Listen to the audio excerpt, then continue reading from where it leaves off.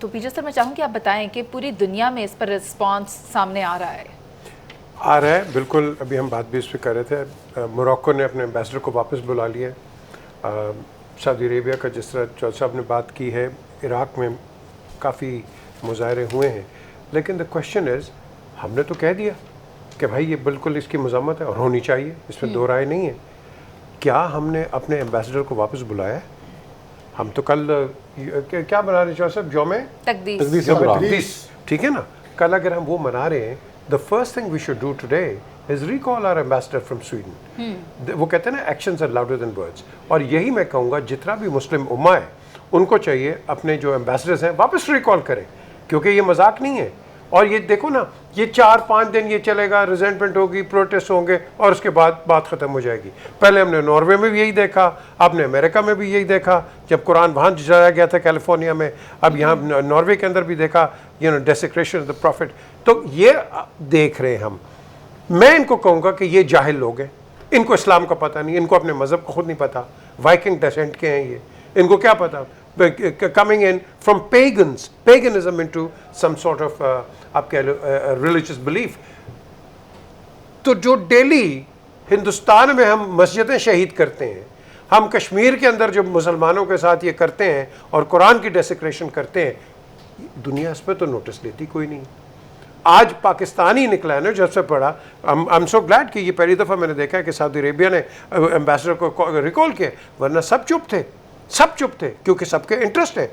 यही चीज़ हुई है, इन मुल्कों ने इजराइल को एक्सेप्ट किया तो कई ममालिक बिल्कुल चुप हो गए, कई बोलते नहीं है। Muslim ummah OIC has to be on one page as far as Islam and the code of conduct is concerned. ये हमें बात करनी है।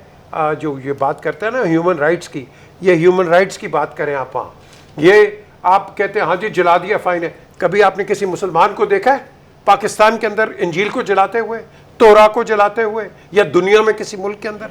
हम रिस्पेक्ट करते हैं, हम रिस्पेक्ट करते हैं बाकी मजहबों को, और यही हम चाहते हैं। आपका अपना मजहब, हमारा अपना मजहब, हम हमारी कितने इख्तलाफात हैं हिंदूज के साथ या सिख के साथ sir, but we respect their religion and that is how the life moves on. Inquiry में वक्त देना चाहिए, इंक्वायरी बिल्कुल करें। देखें, लेट्स बी ऑनेस्ट, जहाँ हमें सूट करता है हमने इसी या मीडिया के ऊपर आसिफ जरदारी को क्या कह दिया, उसको क्या क्या गिल्टी कर दिया, नवाज शरीफ को क्या क्या कर दिया, आज आप कासिम के फादर को क्या क्या कर रहे हैं। मेरे पास क्या प्रूफ है? ये तो जिनके पास है बताएं, लेके आ जाए सामने। सर उन दोस्तों का क्या बनेगा जो वादा माफ गवाह बनते जा रहे हैं? वो उनके तो खनसामे उनको वोट नहीं देंगे, छोड़ें आप। बात ये है कि हमने एक चीज़ को बड़ा एक समझदारी से, संजीदगी से देखना है। देखो, हमें अगर इंसाफ करना है इस मुल्क के अंदर और इस मुल्क को आगे चलाना है, वी हैव, वो तराजू जो है बिल्कुल बैलेंस होना चाहिए।